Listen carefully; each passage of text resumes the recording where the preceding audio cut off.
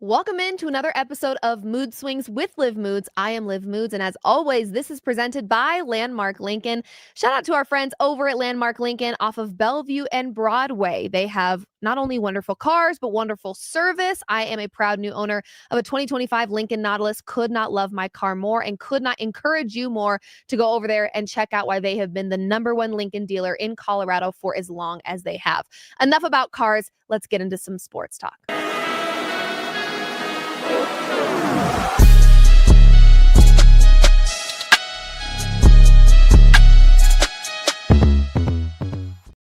Welcome in, everyone, to another episode of Mood Swings with Liv Moods. I'm Liv Moods, and like I said, this has been presented or is presented by Landmark Lincoln.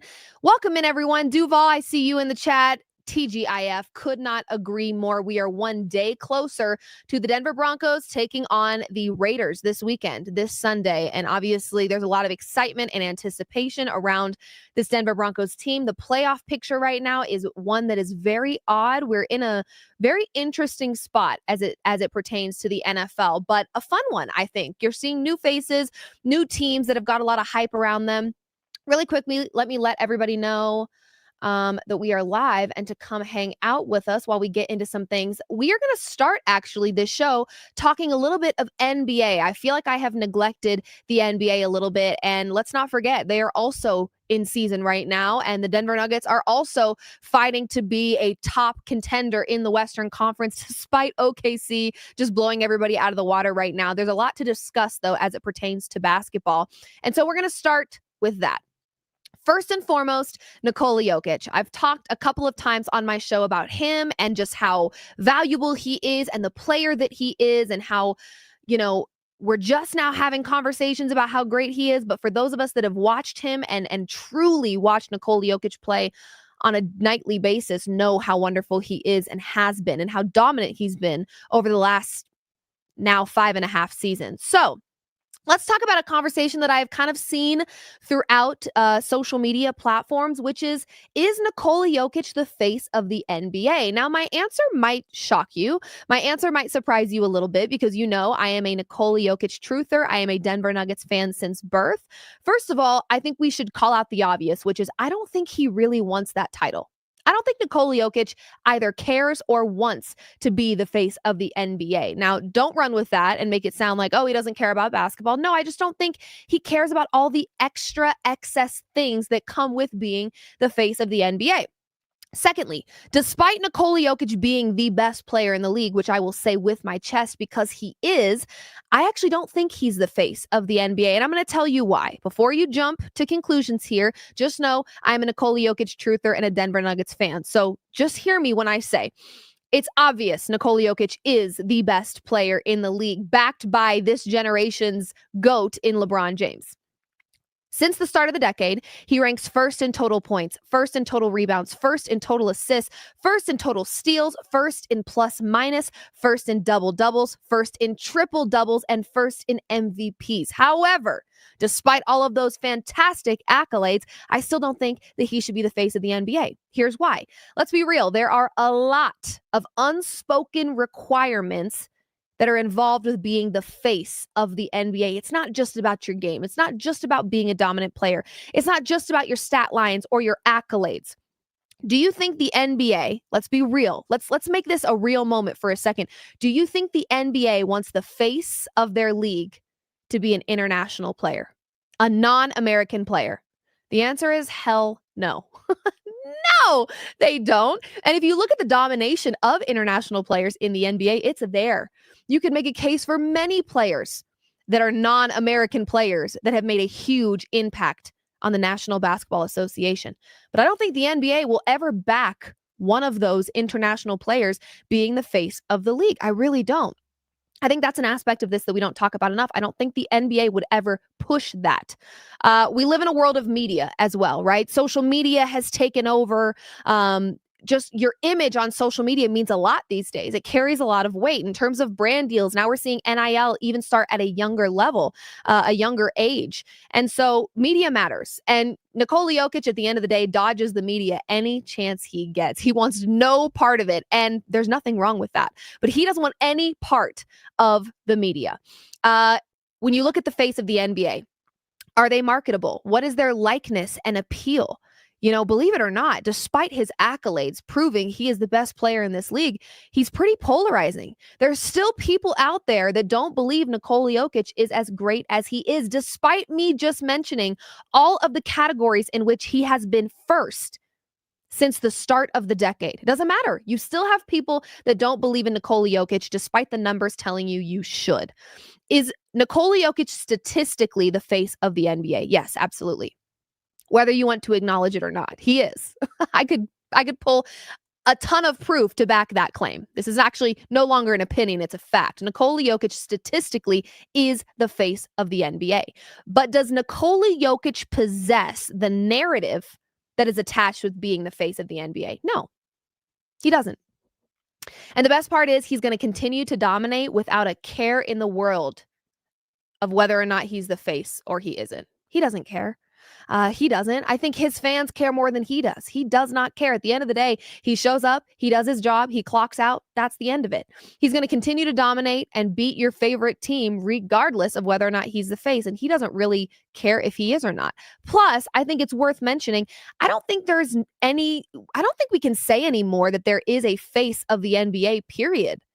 As much as we want to push it, you can make a case for an Anthony Edwards, a Luka Doncic now that he's in LA, and we know LeBron James, all these injuries, age not on his side any longer.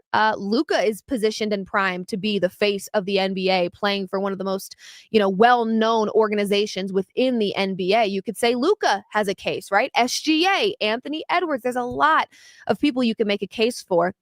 That being said, I think the game has evolved in such a way that faces of the NBA are a thing of the past. They really are. I don't think people care anymore. This is such a star-driven league, and you have stars everywhere. On any given night, you could have some rando on the Washington Wizards drop 50 points. And all of a sudden, now you're watching that player going, who's this young guy? What does their ceiling look like? You're seeing a lot of superstars right now, unhappy about where they are, wanting to move to a different team. What does it look like when they do that? We saw Damian Lillard leave the team that he was on for years and years and years and years and years to go somewhere else, and it was a total flop. And now he's right back where he started. So this is such a star-driven league, and you're seeing stars move all over the place. And I think an aspect of being the face of the NBA is also kind of being a franchise player, being somewhere and taking that team all the way. The success of your team, despite what we want to say, does matter. It does. And so, yeah, I think we can do away with a face in the NBA, but if it had to be statistically a player, it would be Nikola Jokic. Based on narrative alone, it will never be Nikola Jokic, whether we want it to be or not. It will never be Nikola Jokic, and frankly, I don't think he wants it to be either. So we can move on from that conversation and just acknowledge what it is. Nikola Jokic is the best player in the NBA. It's not close. Statistically, he has led way too many categories, and I'm talking not second, third, fourth, first place in way too many categories since the start of the decade to not be named statistically the face of the NBA. But he doesn't care, so we shouldn't care. Let's move on. A 50 piece for Jamal Murray. Guys, wow. Wow, wow, wow, wow, wow. Want to talk about this, though, in a different way.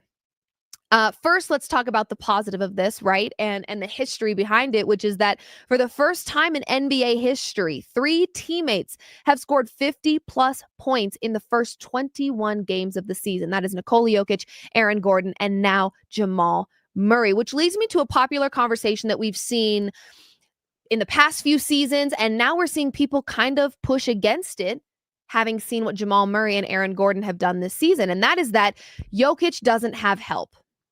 I'm going to stop you there. I saw many, many comments as it regarded to this historic stat of AG, Jamal, and Jokic all having 50-point games this season, trying to debunk the claim that Jokic does not have help. And people were now saying, well, clearly he does, right? Well, clearly you're a casual. Clearly you don't watch the Denver Nuggets and you only watch the highlight clips that are posted to social media, or you just consume stats, and that's where you get your information from. But let me stop you there. Don't make it too obvious now that you don't watch the Denver Nuggets, because the people that have watched the Denver Nuggets know playoff Jamal, a name we're all very familiar with, right? You hear playoff Jamal and you're like, I know that guy, right? Playoff Jamal was kind of created because of the shape shifting that Jamal Murray goes through when it's playoff time. We normally don't get what we're getting out of Jamal Murray until the springtime when the playoffs are around the corner. That's the truth. Okay. Playoff Jamal is a different creature. He turns into a different player when the playoffs are around the corner. Just ask the Lakers. They know very well what playoff Jamal looks like. But we don't normally see this version of Jamal this early in the season. And I think I mentioned this even a few weeks ago. I was like, we're getting a lot out of Jamal really, really early. We are. We normally don't see this until the playoffs, hence playoff Jamal. We're always begging for playoff Jamal because we normally don't see this out of him until later in the season. We're seeing it early this year. So I want to debunk the whole, well, clearly Jokic has help thing because normally not so much, okay? We have to acknowledge what this is. We're getting a healthier version of Jamal Murray, both physically, emotionally, and mentally. He's more locked in much, much earlier in the season. So that's helping a lot for Nikola Jokic. This is also one of the first seasons you've had a true backup center. Over the last few seasons, this is the first time you've had a true backup center behind Nikola Jokic, who's kind of making those non-Jokic minutes a little bit more tolerable, a little less painful, right? You can also give a little bit of credit to Aaron Gordon and the improvement that he's made over the last couple of seasons, becoming an elite shooter. I wasn't able to confidently say that a couple of years ago, that Aaron Gordon was an elite shooter. So when we're talking about offensively, what Nikola Jokic is capable of, you could still make a case that over the last few seasons, despite the roster not changing all that much, you're getting more out of Aaron Gordon and Jamal Murray this season than you have for the past few seasons. So I'm going to debunk the claim that now all of a sudden, because Jamal Murray had a 50-point performance, that Jokic has always had help. He hasn't. Just because he's had help doesn't mean that help was showing up. We normally don't get what we're getting from Jamal Murray as of December 5 until about, I don't know, May. So this is a very different team. This is a very different Nuggets team. You have depth. You have a true backup center behind Nikola Jokic. You've got Aaron Gordon, who has evolved into an elite shooter. You've got a locked in, hungry, healthy version of Jamal Murray. That makes a huge difference. You've got these young guys showing up and showing out, Spencer Jones being one. Okay, so there is a lot that has changed from this season to last. So if you're a casual, right, if you just turn on the Denver Nuggets here and there, you now claiming or declaring Jokic has always had help it makes it very clear to me you don't watch this Denver Nuggets team. You don't. Just because some of the roster members that are showing up and showing out this season were the same roster members over the last couple of seasons doesn't mean they were helping all the time, right? And for whatever reason that is, for whatever reason it takes Jamal Murray until the playoffs to really heat up, it is irrelevant. I mean, we've seen behind closed doors things come to light about the front office and the coach and their tumultuous relationship. And maybe there were some issues with people on the team. Did Russell Westbrook butt heads with people? Did him and Jamal always get along? There could be a million reasons why it takes a while for us to see what playoff Jamal is all about. But at the end of the day, we're not going to now all of a sudden declare that Jokic has always had help because we're seeing a red hot version of Jamal Murray as of December 1. We're just not, okay? We're just not, because Jamal Murray is playing very differently this time of the year than he was this time last year. Okay, so it's a very different situation. Aaron Gordon, a reliable elite shooter. That has come with his off-season training and the confidence that he has built in himself and the way in which he has evolved as a player. But that hasn't always been the case. Aaron Gordon's always been a great player. Jamal Murray's always been a great player, but they're showing up now more than ever to support Nikola Jokic. And so we're not going to forget about those past few seasons where it did feel like Jokic didn't have help. Look at those non-Jokic minutes. Okay, just go watch the tape. Go watch the film when Nikola Jokic was taken off of that floor and you still had some of these valuable key players on the floor. Go look at the difference in that Denver Nuggets team. It's undeniable, the impact that Nikola Jokic had. And it did kind of confirm he needs more help. So what did the new front office do this year in the offseason? They got to work. They got Nikola Jokic some help. So yes, now you can say Nikola Jokic has some help, finally. But don't look at a 50-point game from Jamal Murray this season and automatically assume he's always had help, because it hasn't always looked this way. So it is a really, really awesome spot to be in, despite some of their winnable losses that they have, which I'm not thrilled about. it is what it is. And this Nuggets team, in my opinion, has a much stronger foundation to lie on to push them through the playoffs. I really believe that. I feel very calm about this team this season. And I think a lot of that has to do with the fact that we've done a whole lot more with a whole lot less. Now we've got more. So I'm excited to see what we're capable of. Truly. Also, you can make a case OKC got even scarier. Didn't know that was possible. So it's not going to be a walk in the park. Let's make that clear. It's going to be very, very difficult. You watch what Luka Doncic is doing with the Lakers. You watch what the OKC Thunder are doing from a domination standpoint. You watch some of the ads that the Houston Rockets added in the offseason. I mean, it's not going to be a walk in the park, but we have seen the Nuggets do a lot with a little. Now I think they have a lot. So I'm excited to see where that takes them. Okay. Let's stay on the topic of the NBA, because I mean, goodness sakes, disappointed is probably a good word, but also not surprised. You know, when you're you know what they say, expect the worst and hope for the best so that you aren't disappointed. And I think we all should have this mindset moving forward when it comes to the Los Angeles Clippers, period. I mean, how effing embarrassing what this Los Angeles Clippers team did. How embarrassing. Chris Paul finds out in the middle of the night that he has been sent home by the Los Angeles Clippers, a team that he put on the map. Let's make that very clear right from the jump. Another thing, Blake Griffin. Does this Chris Paul story sound familiar? Well, it is. Blake Griffin wanted to retire a Clipper 7 months after signing a 5-year, $171 million deal to stay in LA. The Clippers traded him to Detroit, despite him wanting to retire there. Chris Paul wanted to retire a Clipper. 5 months after coming home, the Clippers released him in the middle of the night. Shame on you. Shame on you. Okay? Ty Lue, when asked about Chris Paul, says, I just think it wasn't a good fit for what he was looking for. What he was looking for was to retire in a place that he could call home. What do you mean it wasn't a good fit for what he was looking for? It was very simple. He was in his retirement season and he wanted to retire here, period. But nice try, Ty. We'll get to that in a second. Per Shams says Chris Paul and his leadership style clashed with the Clippers. Sources tell ESPN. Paul has been vocal in holding management, coaches, and players accountable, which the team felt became disruptive. Specifically, Ty Lue, who I just told you what he had to say. Ty Lue was not on speaking terms with Paul for several weeks. So let me get this straight. Let's break it down to the most simple elementary level, because I think that's the only way you can communicate with the Los Angeles Clippers. You have to dumb it down and water it down. Otherwise, they don't understand it, okay? Because this is world-class incompetence at its finest here, folks. I'm not kidding. An NBA great, let me get this straight. An NBA great in Chris Paul got disrespected by the very team he made relevant during his retirement season. Let's add salt to the wound, because the organization can't take accountability. That's what this is about. Let's be so for real.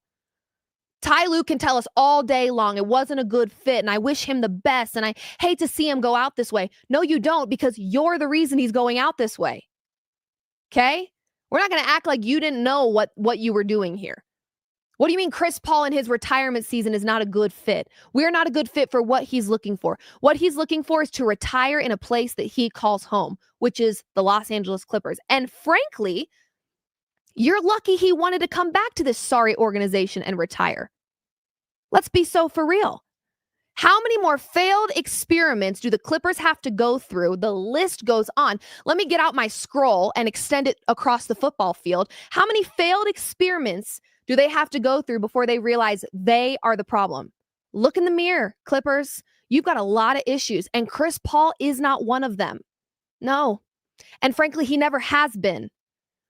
He made the Clippers relevant in the first place. Like I said, you're lucky he wanted to come back to this sorry organization and retire. It was an honor that he wanted to do that.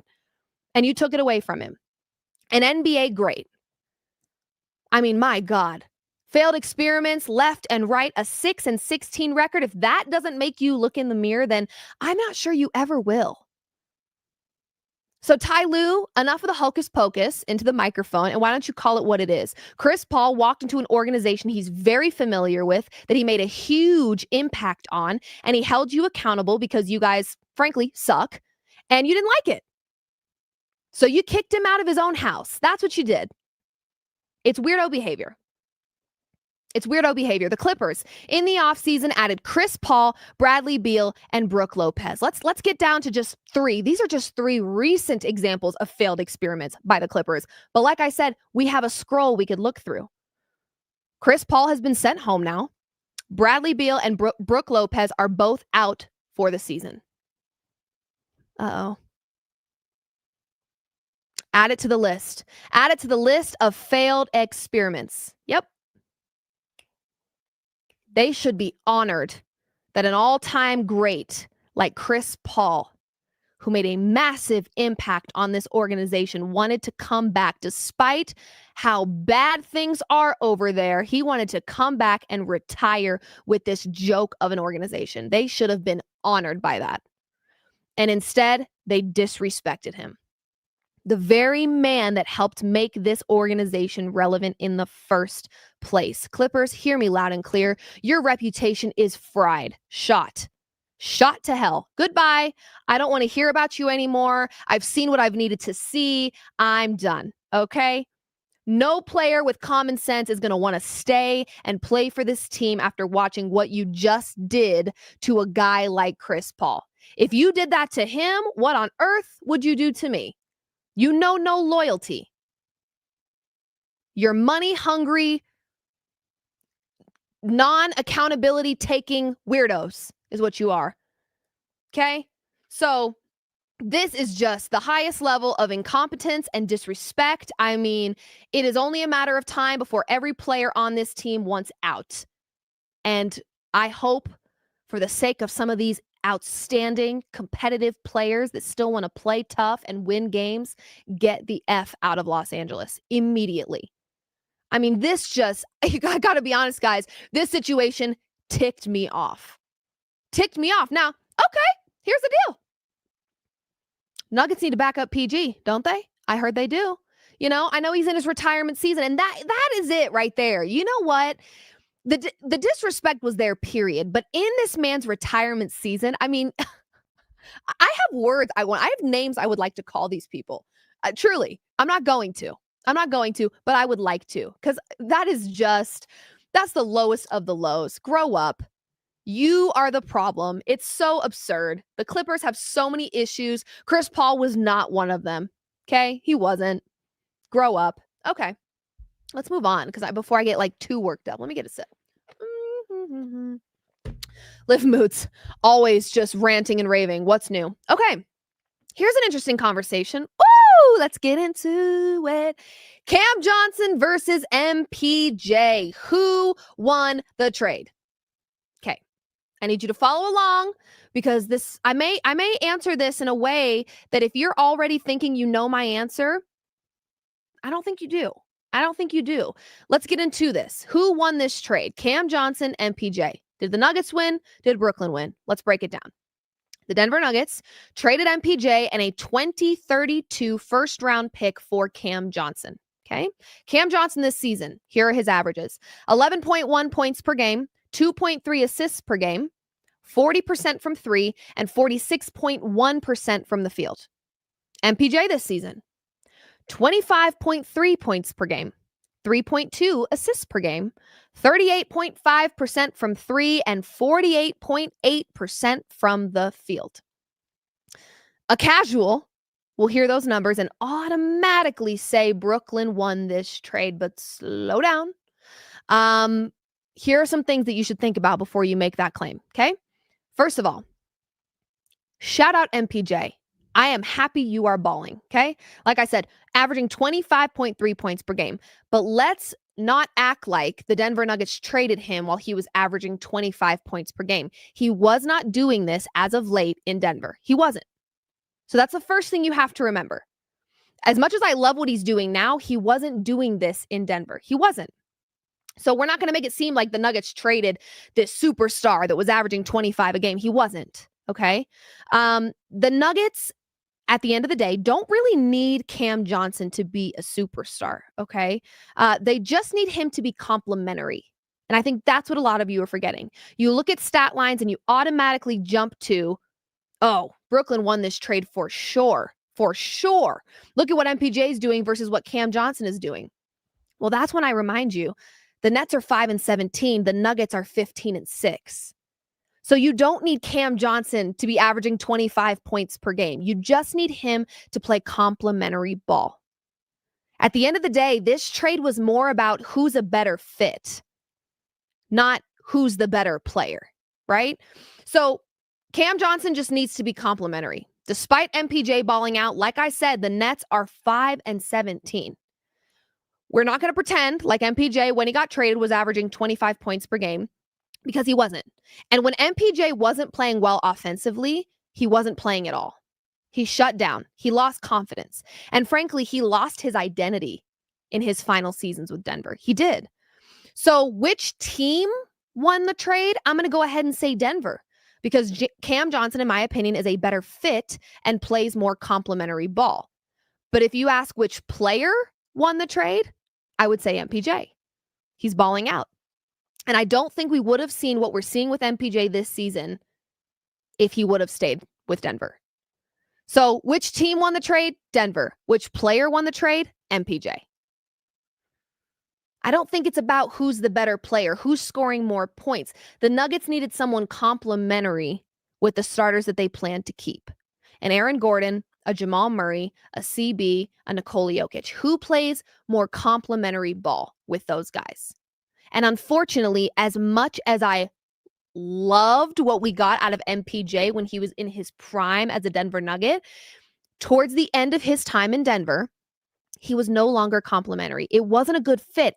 And it also wasn't a good fit for him as well. Forget Denver for a second. I don't think MPJ, like I said, was going to be averaging 25 points per game if he stayed in Denver. It was an amicable split that needed to happen. I think they just ran into a spot where it was like, we're not really making each other better anymore. Both of us. The Nuggets can say to MPJ, we're not making you better anymore, and you're not making us better anymore. So who won the trade? Denver did. But which player won the trade? Michael Porter Jr. And shout out Michael Porter Jr. Keep balling out. You know, nobody in Denver has forgotten about all the great things that you did for this team. At the end of the day, it was just a split that needed to happen. It did. It just needed to happen. In my opinion, you know, kind of a win-win for both parties here, truly. So, yeah, there you go. And also, you have to remember as well how much money Denver was able to save not having MPJ's contract holding them and tying them down. So again, it was a business decision that I just think was best for both Denver and MPJ, honestly. And Cam Johnson playing complementary ball. He's doing enough. Do you want to see more? Absolutely. But I think you got to give him a second. I think you got to give him some time. And you can't expect him to average 25 points per game. I don't think that will ever happen. But it doesn't need to happen, is my point. Especially not when you've got Aaron Gordon, who has evolved as an elite shooter. You've got Jamal Murray playing playoff Jamal basketball in December. And you've got Nikola Jokic, who has already won 3 MVPs and is playing better than he's ever played before. You don't need Cam Johnson to average 25 points per game. You just don't. You just need him to make plays and play complementary ball. And I think he's doing just fine with that. Okay, there you go. All right. Let's move on to another topic that, you know, I just felt like I had to address this crap because it's everywhere. Dillon Gabriel's fiancée. Okay? Here's the deal. Beautiful woman, by the way. There's drama. If you haven't heard about the drama, here it is. You know, women do these things called get ready with me's. Okay? You ever see a woman say GRWM? She's saying get ready with me. Do the makeup, put on the cute outfit. You know, pregame, she's showing us the cute jerseys that she's wearing. And she is a beautiful woman, by the way. Beautiful. So I like watching her videos, actually. But there were a couple little comments. And first and foremost, it's never a bright idea to go back and forth with a faceless profile. It's just not, okay? Because they don't have any bearing on your life. You have no bearing on theirs. They have their opinions. And 90% of the time, they're talking out of their behind, okay? So what she did was she made a video First video that kind of was a red flag to people was a video of her getting ready for a game. And she must have posted it later because the caption said, "The Browns lost again, what's new?" The Browns lost again, what's new? With a laughing emoji. Now, where this gets a little dicey is that this was a game that Shedeur Sanders was the starter, not Dillon Gabriel. So already it's kind of like, why is this funny to you? If you really, really are trying to stand 10 toes down on business supporting your fiance, I think you kind of have to support the team that drafted him, the team that gave him a chance, right? So already kind of feeling a little weird here. People are like, why would you say that? With a laughing emoji. Like, it's not funny. You know, the true Browns fans aren't laughing. We're ticked off. We're sick of losing, okay? So that was step one. The other part of this that really went mega viral is she did what I didn't want her to do, which is engaging with the trolls that live under a bridge, that shouldn't be talked to because you gain nothing from having a conversation with these people. Okay, let them think what they want to think, right? This person left a comment kind of alluding to their opinion on her comments and how she's been responding to people. And, you know, she made a pretty large statement here that I'm not sure she thought through all that much. She pretty much alluded to the fact that the entire locker room wants Dillon Gabriel to play, not Shedeur Sanders. Oh, first off, I think I should address the largest problem with this. If the entire locker room thinks Dillon Gabriel should start over Shedeur Sanders, that's why they're losers. I mean, the locker room doesn't even know ball at that point. So that's problem number one here, because I don't think anyone in their right mind who has watched the Browns play at all this season would say out loud, Dillon should be starting over Shedeur. Now, if it boils down to maybe Shedeur Sanders rubs you the wrong way, you don't like his attitude, you think he's immature, whatever the case, but quite a large statement to make, lumping the entire locker room together with such a unintelligent statement. Dillon Gabriel over Shedeur Sanders, I don't think that's, no. If the Browns locker room is saying this, then I'm not surprised by their record. Let's put it that way. Okay? So I understand standing 10 toes down for your man, right? That's your man. You should do that. I think men want their women to stand 10 toes down for them. Here's the problem, though. Who does this make look bad? Not really her. Because how on earth would she know that the locker room is stating that they want Dillon to start over Shedeur? The only way she knows that is from who? Dillon Gabriel. So now she's exposing pillow talk, guys. Yeah, he comes home to his woman. He's venting as he should. Okay, if there's any truth to this statement, he came home to his safe place, vented to his safe person, and she took it to social media, which only made him look like an idiot. Now you're like stirring the pot here. You're going home and you're using what your as the rookie on the team, you're using things that your team is saying as pillow talk to your fiance who's running straight to social media and airing it out. As if the Browns don't have enough issues, right? Now you're just creating like trust issues from the guy you want to start. Apparently everybody wants Dillon Gabriel to start. How on earth is that going to work now? Your quarterback is supposed to be the leader. Now they don't trust him. Because why are you airing everything out at home to your fiance who's running straight to social media to air it out there to thousands and thousands and thousands of people? Now probably millions because everybody's talking about it. So I just think there's a world where, you know, these wives and girlfriends are their own people. And I've talked about this before. You know, you can't lump every wag into the same category. We got to cut that crap out. It's so old news, okay? You know, there are some, yes, lump them together, whatever. But for the most part, the majority of the wives and girlfriends that I have interacted with are their own people, okay? When I go out in public with them, they don't even want people to know why they moved to Denver or what their husband does for work. They don't care to let people know that because they are their own individual. That being said, I think every wife and girlfriend understands for the most part that there's certain things that you just shouldn't say or do out of respect for your partner. Because your partner's the one in the limelight at the end of the day. Your partner is the one that will face scrutiny when things get a little messy. At the end of the day, this only made Dillon look like an idiot. Because why are you airing out? If there is truth to that statement, why are you airing it out? And what are you saying at home that's making her think that? Also, she said couch and not coach. That really bugged me. You know, if you're going to have a big moment that's going to go mega viral, I would really hope the grammar's on par. It wasn't. And now, honestly, on all social media accounts, most people are talking about the fact that she said couch and not coach, and they're running with that. So it's going even more viral because there was a grammar error. Like, gosh, man, this didn't need to happen. So Shedeur Sanders might not be the Browns guy, but in my opinion, he's a hell of a lot better than Dillon Gabriel. So she's talking awfully loud about a situation that's like, Dillon's not safe here.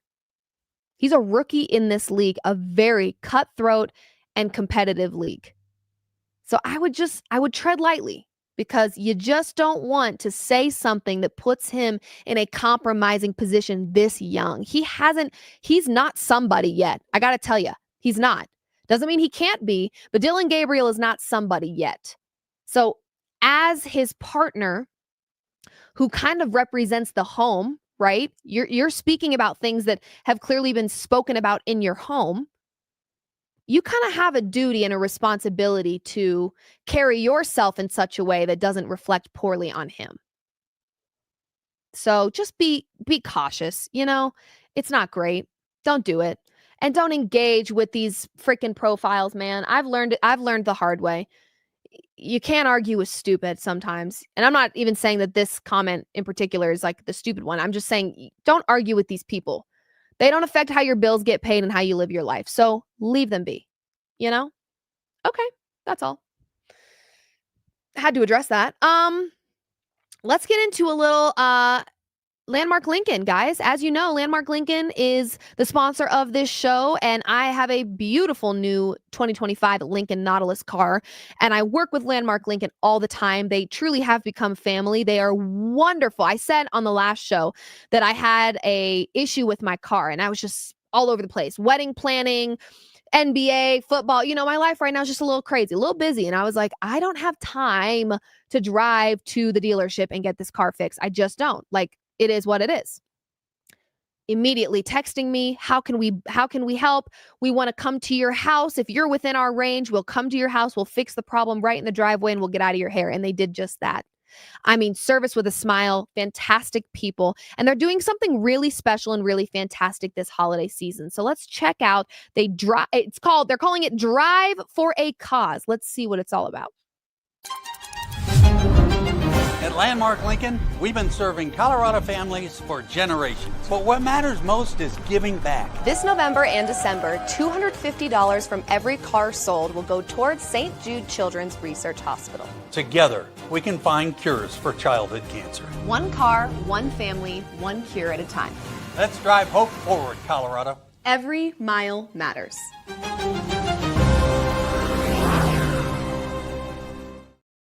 Absolutely amazing. $250 for every car sold is going towards childhood cancer research. I mean, fantastic. I love working with these people. They're fantastic. They're wonderful. And my car is even more fantastic and even more wonderful. So couldn't recommend you guys stopping by and checking them out enough. That being said, Driven Opinions is the next segment where, I take a back seat. The back seat's a hot seat. All gas, no brakes on hot takes. But this time, instead of Andy coming up with some questions, I went ahead and I asked Instagram. I went on my Instagram. So if you guys don't follow me there, at Live Moods, we'll try to do this a little bit more. And I gave people the opportunity to ask me whatever they want. And so let's get into Driven Opinions, driven by Landmark Lincoln.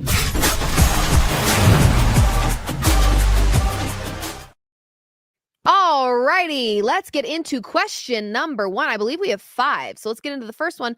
Why is Marvin Mims not being used enough? Here's the deal, guys. I think we have trust issues with the special teams. And he's a big part of that. And I'm not saying he's the problem, but I think there's been a lot of trust issues. Just trust issues. And I don't want to go as far to say that I mean, I know for a fact Sean Payton likes Marvin Mims. Otherwise, I don't think he would be here. I think he's very fond of him. So to answer your question, I'm not sure. I think there is an element of stubbornness that kind of takes place here. It takes form when it comes to who gets used and how. As we know, Sean Payton has his vision and his way of going about things. And I think there's another question in here that will kind of correlate with this. I don't know if we have properly utilized Marvin Mims the way that he should be utilized.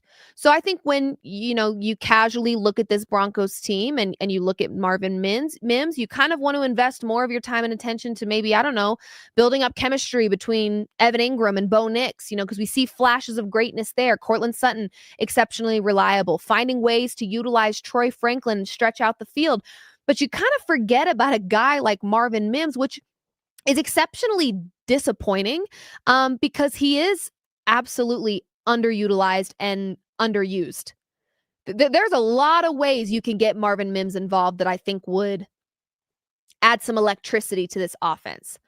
That kind of leads me to another question that we were asked. Andy, I don't know if you labeled them or where that question is regarding the play calling. Did I send you that one? Okay, there was another question we got. I didn't send this one to Andy. There was another question we got where somebody asked, do you still believe that Sean Payton should give up the play calling duties? And despite us seeing little moments, right, where we're like, okay, the offense just did something there. My favorite moments by Bo Nix are the unscripted ones that probably have very little to do with Sean Payton. So watching Marvin Mims be criminally underutilized and watching my favorite moments by Bo Nix being the ones that aren't scripted, where he just gets to be an athlete, I think that answers the question there. Yeah, I think the play calling absolutely still needs work. Of course. Of course. And so, yeah, I don't know. And maybe they're just kind of keeping him on the back burner. He's that secret weapon that we find a way to utilize in the playoffs. But my God, it's like there's a lot of times where the game feels like it's slipping away. And I feel like if you utilize Marvin Mims the right way, you could get out of him some pretty great stuff. So, maybe there's some reservation, him coming back from an injury. Maybe he's more injured than we thought he was when he was out. But I don't know. This is a very fair question, and frankly, I don't have an answer because I don't agree with it in the same ways that I don't agree with the play calling 80% of the time. So do I think there's still an element of stubbornness where Sean Payton's going to do things his way regardless? Of course I do. Of course. So I think this, unfortunately, Marvin Mims might be collateral damage. I think this is a sleeper. This is a guy that you've got on this team that I don't think you're taking full advantage of. You're not capitalizing off of Marvin Mims in the ways that you should. So I don't really have an answer to the why, because I'm just as confused as you are. But I certainly think it is criminal how we are not utilizing Marvin Mims. 100%. It's criminal, truly. Okay, next question. We've got 4 more. My go-to cheat meal. Let me make it very clear here, guys. Most of my meals are cheat meals. Yeah, I got to be honest with you for a second. My love language is food. I love food. I love to eat. My fiance and I spend a lot of time eating out at restaurants. That is that's our bonding. Like, we love finding new restaurants and eating good food. I love to eat. I do. And so the reason that I go to hot yoga as much as I go to hot yoga is because I like to eat whatever the F I want. It's true. There's obviously an element of balance, right? I've learned a thing or two about portion control. I've learned to cut back on alcohol a time or two. I've learned, to make if we go to In-N-Out and I didn't work out, it's like, let me get it protein style instead of getting the bun. I make decisions every so often that make me feel better about consuming the food that I consume. But the reality of it is, every meal's a cheat meal. I don't even believe in cheat meals. I believe in eating what you want to eat, fueling your body. And that's what I do. And sometimes the fuel looks like 1 a.m. McDonald's. That's my life. Back off. How about that? I get to eat whatever I want. But then I know that the next day I need to get up and I need to get active because that probably wasn't the best thing for my body. Yeah. And I actually wouldn't put that in the fuel category. No. That was me watching a late night mukbang and not being able to get it out of my head. And so now I've got to order it. It's true. Sometimes I have no self-control. It is what it is. But I would say my favorite, bad, unhealthy meal. I am a sucker, guys. I am a sucker. And see, I don't even think people would consider this a cheat meal necessarily. Lately, I really dig a Qdoba burrito bowl. I got to be honest. I could mess those up on a daily basis. The other day, I had a really large sweet tooth, which I don't get often, for a Cinnabon cinnamon roll. So I ordered a pack of 6. I did. I had it delivered right to my house. And I warmed it up, and it was the best thing I've ever had in my life. So I'm on a kick right now of dumplings. Nana's dim sum dumplings. Really, really dig those. But I would say for the most part, anything like Mexican food, like a burrito, chips and queso, chips and guac, that, yeah, I'm with it. But again, I don't discriminate. I really love all food. I do, except for mushrooms. I don't like mushrooms. But that's it. Okay, next. The more you know. Next. Oh, yes, here it is. Here's the question. Okay, do the Broncos still need someone else calling the plays for offense? Yes, they do. Yes, they do. And you can go ahead and credit that to one simple fact, and that is the criminal underusage of Marvin Mims is example numero uno. The fact that Bo Nix plays his best football when it's unscripted. Booyah. There you go. I still don't feel like Bo Nix is being utilized in the correct way. I don't. So, yes, short answer. I would like to see what it looks like to have somebody else calling the plays. I would like to see that for a game. Do I think we will see it? I don't know. I don't think so, but I would like to see it. Okay, question 4. Fave TV shows. This is going to probably sound a little concerning, but don't read too much into it. Anything crime. I love a crime show. I love a crime documentary. I love a thriller where they've got to catch the bad guy. That's like almost all I watch. That and like occasionally some reality TV. Like I love watching the housewives go at grown adult women fighting like teenagers. Like something about it.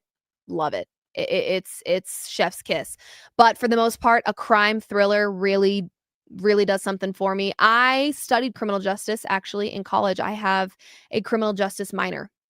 So I spent 4 years studying criminal justice pretty frequently and pretty heavily. It has always intrigued me. It has always interested me. So yeah, anything crime, thriller, that kind of, I'm a crime junkie for sure. So right now, fave TV show, we're kind of in that like middle spot where we're like waiting for the next season of some of these shows that we really like. But if I had to pick like overall, I would either do Desperate Housewives, again, a classic, or like Law and Order SVU.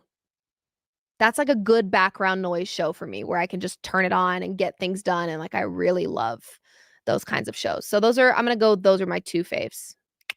But I've watched them top to bottom many times before. I don't know what just happened to that TV, guys. Sorry about that. Okay, let's move on. Last question here, and that is thoughts on Adelman's coaching. Lots of fans are turning on him. Guys, relax. You've got 2 starters out. You know what I mean? They're 15-6 with 2 of their most valuable players out. I think we got to take a deep breath. It's very, very easy. Now, if Adelman had a full starting 5, everyone's healthy, and we're losing to the Dallas Mavericks, yeah, maybe time to start looking and going, this isn't working. But he's got 2 of the most valuable players on this team out with injury. So you have to be patient with this process, unfortunately. We know what Adelman has done. We know what Adelman did when he stepped in for Coach Malone last season, just ahead of the playoffs. I mean, I think this is a coach that understands his players. His players understand him. And I think we have to also, you know what? I'm really not sure what's going on right there, guys. We have some weird things happening right there. I'm not sure who's controlling this TV, but yeah, the TV's possessed. I don't really know what's happening, but anyway.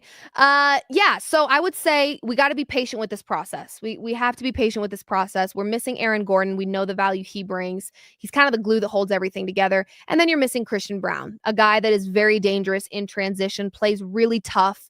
I think that we're jumping the gun if we're already calling for Adelman to have his job at risk. They're 15-6, okay? They've lost 6 games on the season. I don't think it's time to hit the panic button just yet. Certainly not as it pertains to David Adelman. So there's my answer there. Okay, I think that was all of the questions. And now we're just going to wrap things up really quickly with a little love languages betting segment, but really not so much even talking betting, more so just kind of walking through some of the games that have quite a few stipulations attached to them and mean quite a bit this weekend. You've got Steelers at Ravens. What an interesting year it's been for this division. I mean, the Ravens were a favorite at one point to win this division with 3 wins under their belt. I mean, it was really anybody's game. And this weekend will be very interesting because you've got Lamar Jackson, who's been battling a lot of injury-related things, and Aaron Rodgers as well.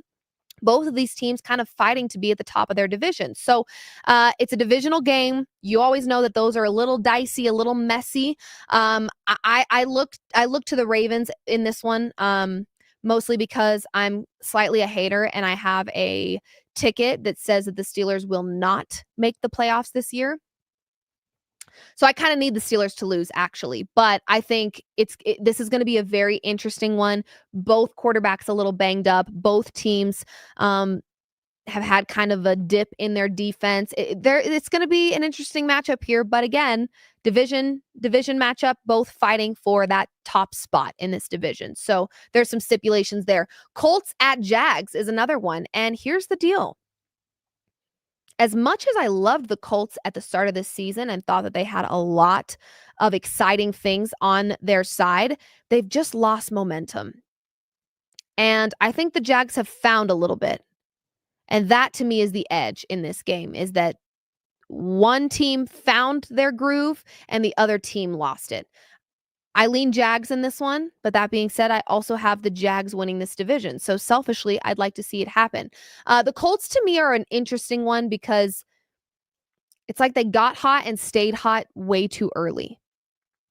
And all these other teams who didn't look that great to begin with have learned from their mistakes and kind of, hit the refresh button. And the Colts didn't really have to. You don't learn a whole lot when you win. You learn a lot when you lose. And this Colts team was riding a high for so long that I think they didn't have any reason to look at their season and go, what do we fix? It's like nothing. Keep winning. You're winning. Do your thing. Love it. So I don't know if I would back the Colts moving forward because I just think their momentum has been cut in half. And I think a lot of the teams that maybe didn't start the season super great have now made adjustments and learned some hard lessons and gotten better as the season has progressed. I almost feel like we saw the Colts peak at the beginning of the season, and slowly but surely, they may not even be going down necessarily, but everybody else is going up. The Colts started here. Everyone else was here.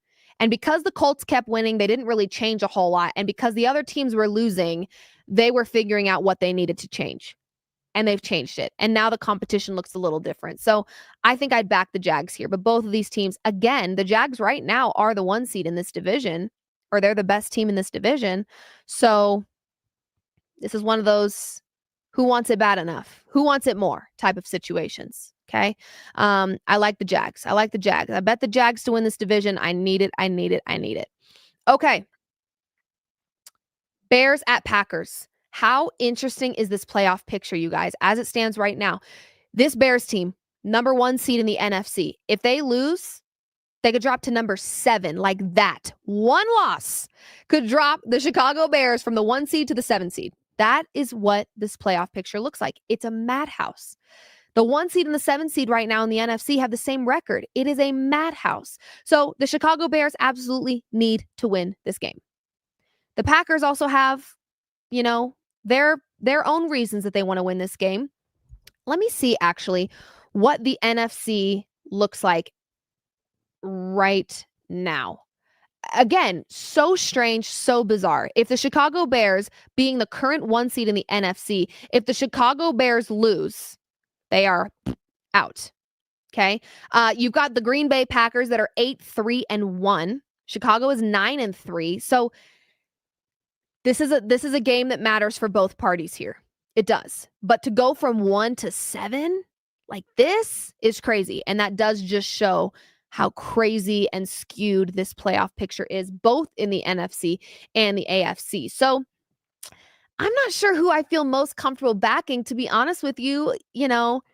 It's hard to want to fade the Bears because, again, despite the games maybe looking ugly, they're finding ways to win, and that's a really great trade. I talk about it all the time with the Denver Broncos. But I don't like underestimating Jordan Love in a must-win spot. I don't. I really don't. Jordan Love, to me, has that it factor. He's shown he can win in tough games, in pressured situations. So I kind of look at the Packers here and I go, might be a good spot to back them, honestly. And then finally, we've got one more game that you might want to keep your eyes out on, and that's the Texans at the Chiefs. Okay. The Chiefs have had their fair share of struggles, and we are going to watch on Monday the Eagles versus the Chargers. Feel like the Chargers and the Chiefs right now kind of battling it out for that number 2 spot in the AFC West. The Texans, I just don't know how the Chiefs will get through this Texans defense. This is the best defense in the league, guys. It really, really is. I mean, red hot. This team is red hot. That being said, in a do or die, literally this might be the final ticket for the Chiefs if they want to make the playoffs. This might be it for them. Patrick Mahomes. What is that guy capable of when his back is against the wall? We haven't really seen his back against the wall in terms of making the playoffs. We've never had to worry about that. So the version of Patrick Mahomes that we potentially get with his back against the wall scares me. Scares me enough to potentially back the Chiefs here. But I also look at that Houston defense and I go, woo, though. Sheesh. Yikes. And am I correct in saying, and maybe I'm not, but am I correct in saying that CJ Stroud may be back? Is CJ Stroud back in this one? Yeah.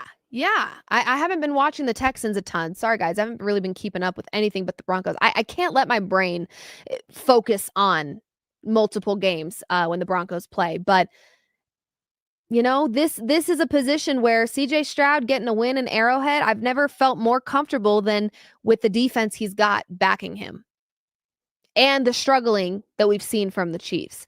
That being said, this is a new territory of Patrick Mahomes playing football with his back against the wall, with the playoffs at stake, not the Super Bowl, the playoffs at stake. Woo. I don't know.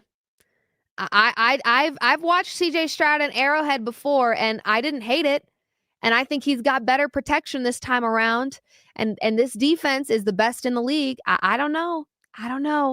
It's hard to fade Patrick Mahomes in a do or die spot, but I also don't feel like fading the Texans either. So I'm gonna take the Chiefs at face value, what we've seen so far from them this season, and I'm gonna say the Texans get the job done.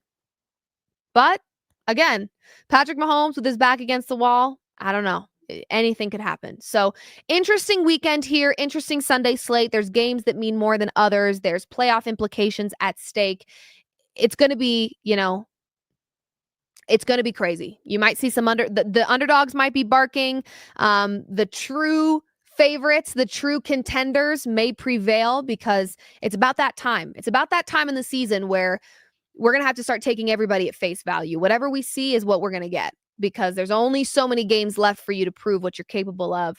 We're going to start taking everything at face value. So that's all I've got for you guys today for today's show. Thank you so much for tuning in to another episode of Mood Swings with Liv Moods. I'm Liv Moods, and as always, this is presented by Landmark Lincoln. Thanks for hanging with me on this Friday. Have a wonderful weekend. And of course, we will see you back here Monday, 4 p.m. Mountain Time for another episode of Mood Swings. See ya.